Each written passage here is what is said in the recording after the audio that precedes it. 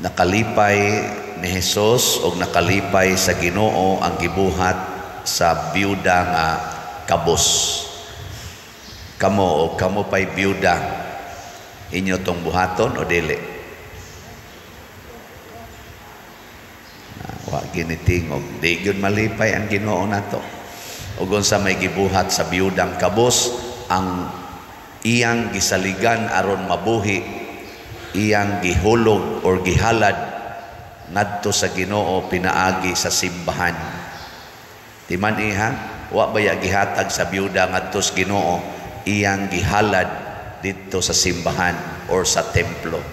Nalipay ang Ginoo. Kana bang ihatag nimo ang tanan nganhi sa simbahan para sa Ginoo? Naubitan nang moingon ko ninyo dinhi, pamalit mog slat nya ibaligya ang tanan aron inyong ihatag dinhi, hastang inyong gustong ipalit og pagkaon ihatag dinhi.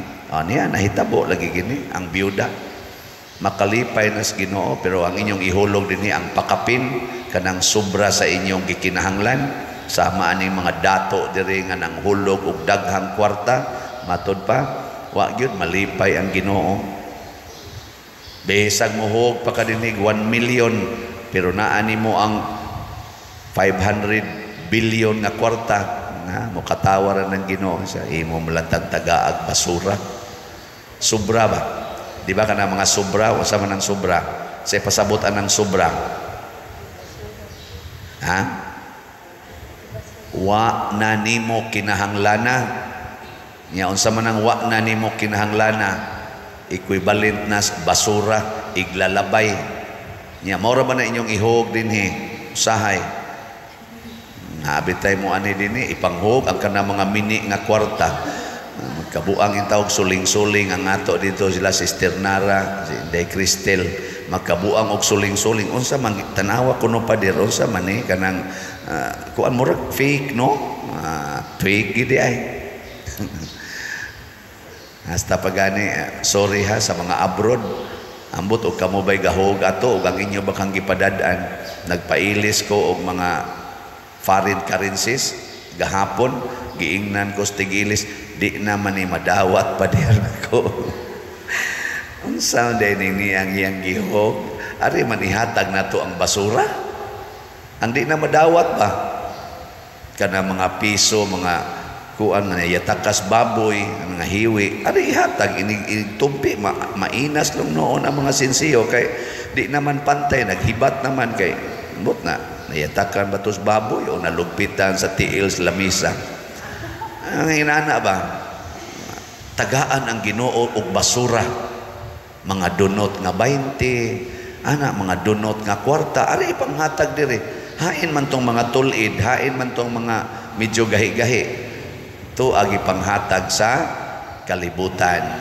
Di malipay ang Ginoo ni ana. Ang mahal nga Birhen Maria nga atong handomon matag Sabado, maoy nagpakita og kinabuhi nga susama ni ining kabos nga biyuda. Biyuda si Maria sa dihang iyang gihalad ang iyang anak nga maoontay iyang saligan sa iyang kinabuhi. Gihalad niya ang iyang anak nga si Hesus ngadto sa cross. Lingi ay mong tupad. Inga ikaw pa'y Maria, imo tong buhaton. O ikaw pa si Maria, imo tong buhaton. Iyang anak, dili. Katong iyang anak, si Hesus, atong panahon na, gitawag to siya ang bato nga gisalikway sa mga magtutukod. Ang mga magtutukod atong panahon na mao ang mga leaders sa mga Hudiyo, ang mga magtutudlo sa balaod, ug ang mga pari, mga labawng pari. Mao sila'y mga magtutukod. Si Kristo, mura to siya duha kadako nga sinalikway, why value para nila ang ayang bitayon sa cross. Nya si Maria mo itag-iya ni Hesus nga gipakisama og duha kadako. Nitugot bas Maria nga bitayon ang iyang anak o wa? Ming tugot kamatuuran ni anak nagbarog siya dito sa tiilan sa krus hangtod namatay ang iyang anak. Nga siya reklamo, wa siya kasuko kay gihalad niya si Jesus. Kita kusog mo sa kitang mukanta ng Lord, here I am. Hilas-hilas lang. Asa pa na? Lord, I offer to you my life. Oh, anak. Hilas ba ya? Papaliton ganig slat, di man kayo mo palit. I offer to you my life, everything I have, my mind, o sa to, my heart, my offer. Ay, di na lagot ta maghilas-hilas. Atong ipakitas buhat ang byuda, way kanta-kanta, hilom lang. Dool nga to sudlanan, huwag dito, kadato nas templo. Nganong dato man ang templo? Pulo sa dayan-dayan, 14 nindutas templo nga ilang gisimbahan, nagpasan pag mga dagko kayong mga halad, mga sinsiyo, pamporting daghana o mga kwarta, 10% gihatag ngadto. Ngano pag yung galisod-lisod, pag yun ang byuda, ughog atong duha kadako, unsa may value ato?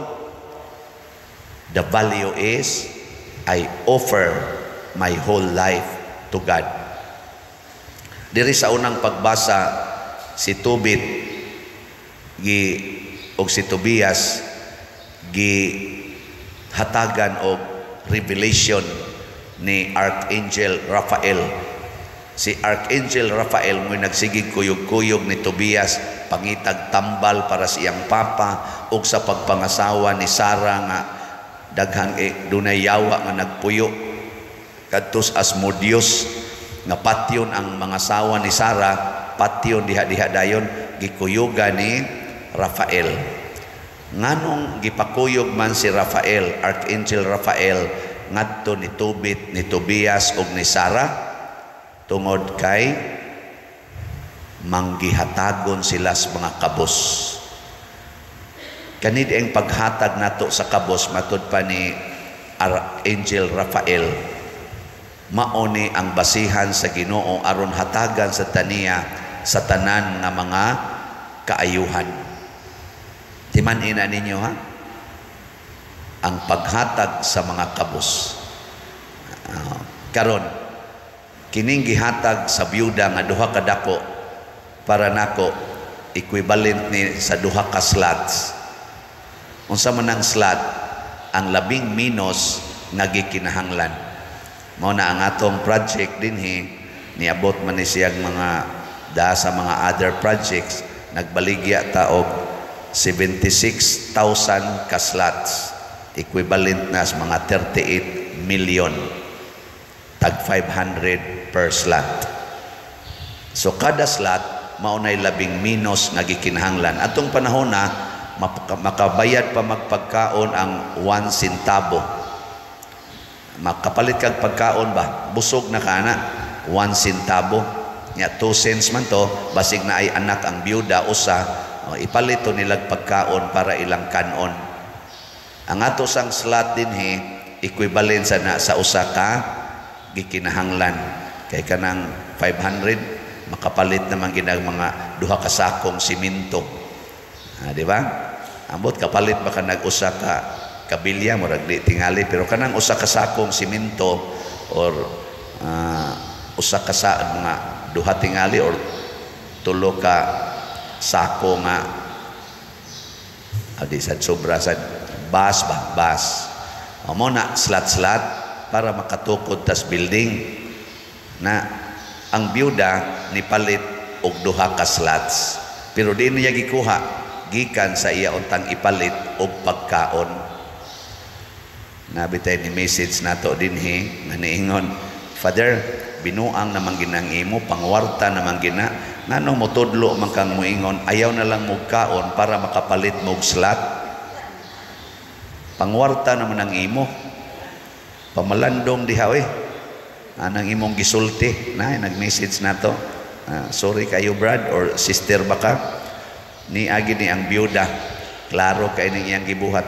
Kinsa may pinakakabos sa ato rong katilingban, kita rong nanimba dinhi, kinsa may pinakakabos in relation ni ining atong proyekto kaning magtukod og kumbento buildings para makaayo sa simbahan. Ang pinakakabos mao ang simbahan. Kining ato rong gitiguman. Ngano man nagsalig lang ni sa atong ihatag. Maubitan ang kada misa na atay sibot.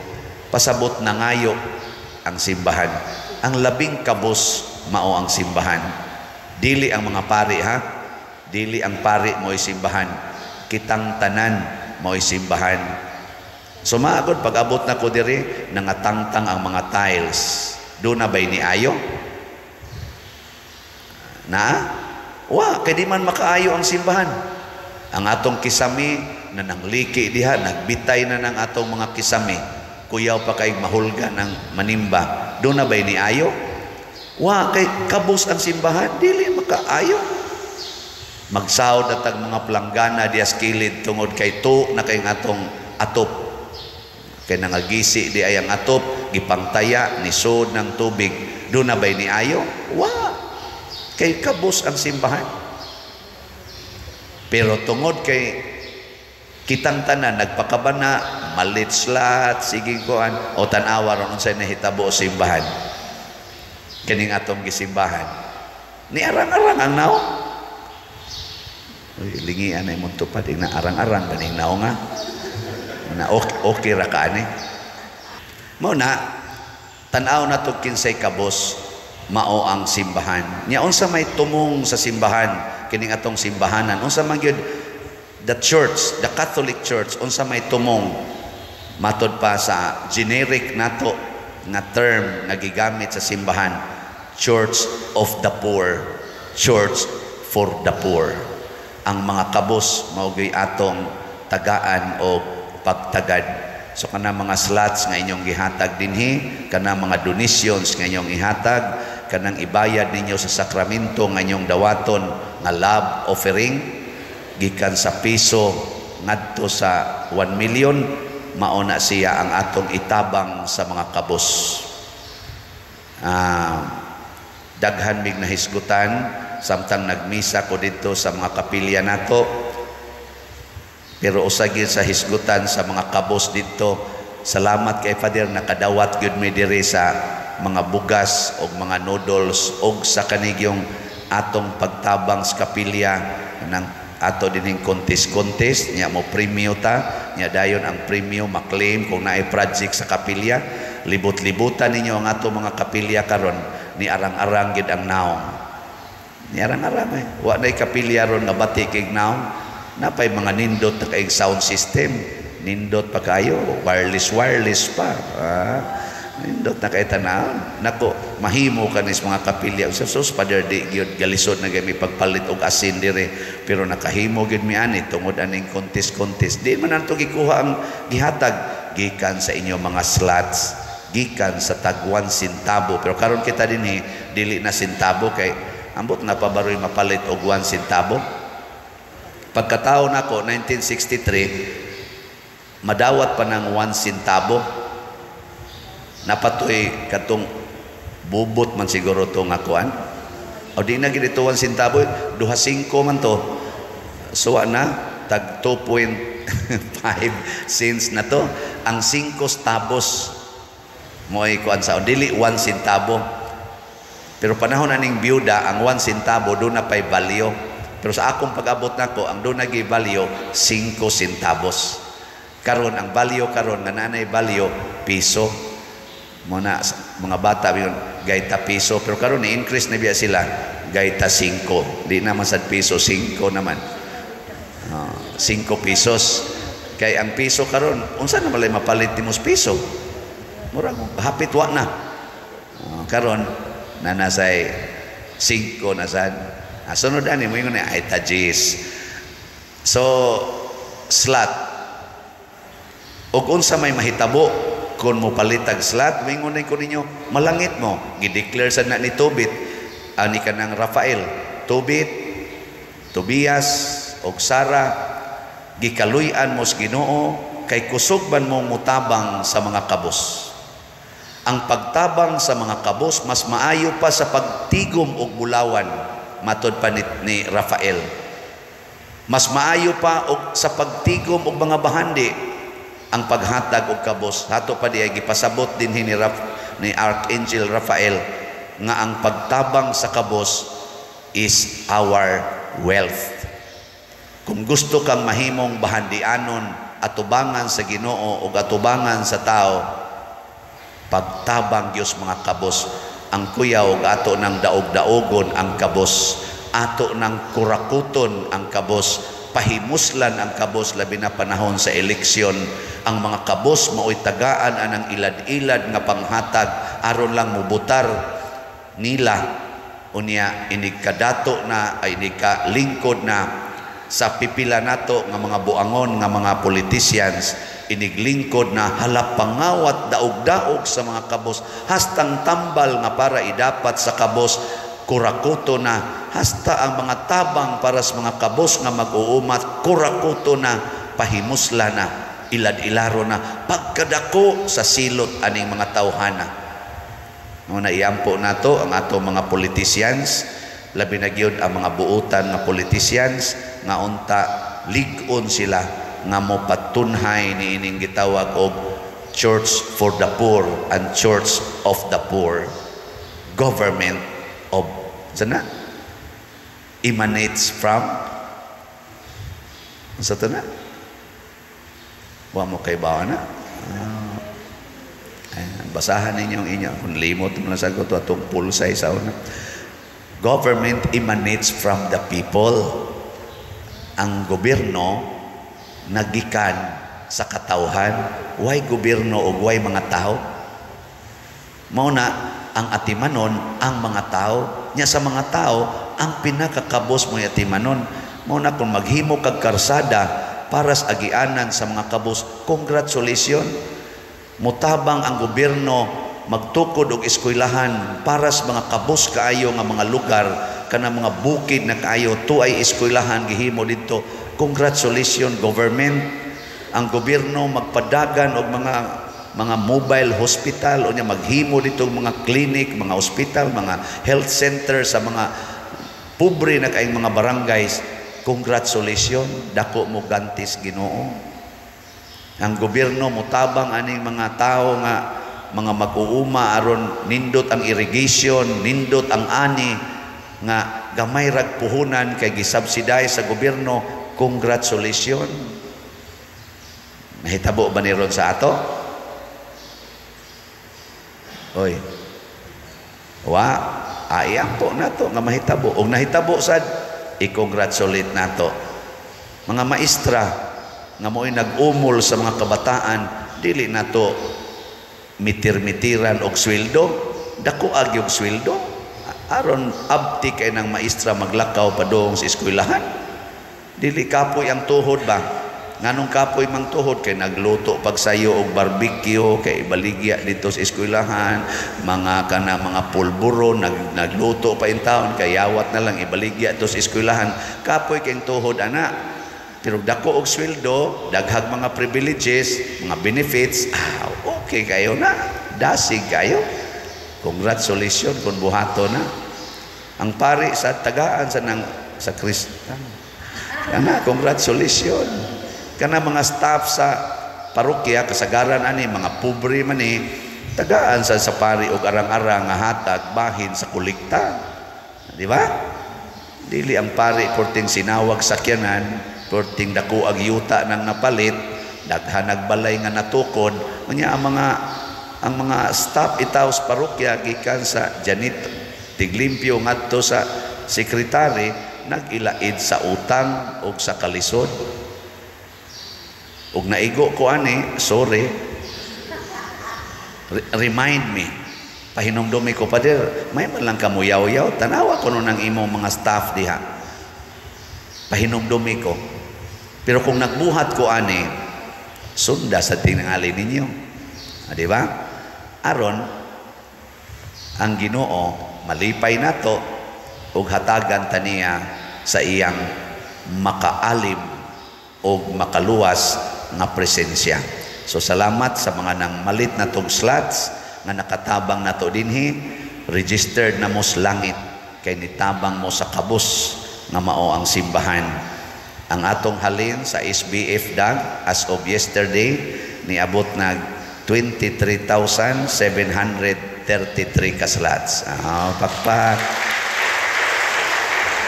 Naapagyoy ning nanay upat ka tao nga ning apil sa atong 19 slots challenge.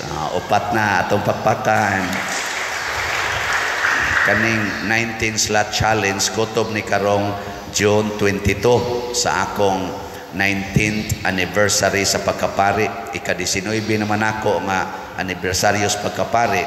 Kung nalipay mo sa akong pagkapari, nga inyo kong i-congratulate, pakapini og slot.